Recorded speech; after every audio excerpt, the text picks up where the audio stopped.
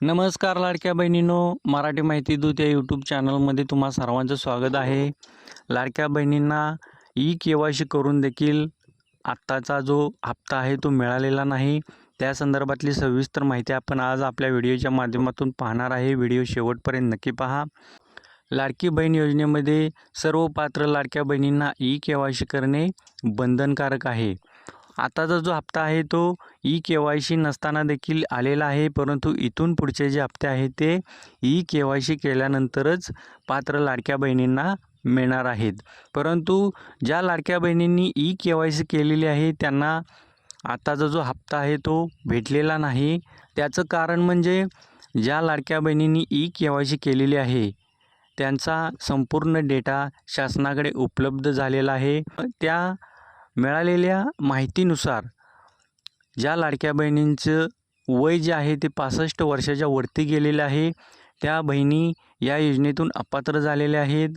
काही लाडक्या बहिणी एका कुटुंबामध्ये 2 पेक्षा अधिक लाभ घेत होत्या, या लाडक्या बहिणी या योजनेतून अपात्र झालेल्या आहेत। ज्या लाडक्या बहिणींच्या घरामध्ये 4 व्हीलर गाड्या आहेत अशा लाडक्या बहिणी या योजनेतून कमी झालेल्या आहेत। काही लाडक्या बहिणींच्या घरामधली व्यक्ती ज्या आहेत त्या इन्कम टॅक्स रिटर्न भरत आहेत, अशा लाडक्या बहिणी देखील या योजनेतून अपात्र झालेल्या आहेत।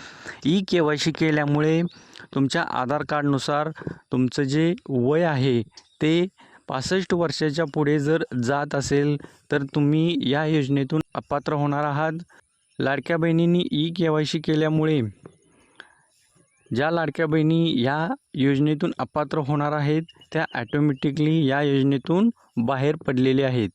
दुसरी सर्वात महत्त्वाची लाडक्या बहिणींना सूचना म्हणजे ज्या लाडक्या बहिणी पात्र आहेत परंतु त्यांनी ई-के.वाय.सी केलेले नाहीत, सुरुवातीला पोर्टलवरती खूप अडचणी होत्या, त्यामुळे बऱ्याच लाडक्या बहिणींची ई-के.वाय.सी करण्याची राहिलेली आहे।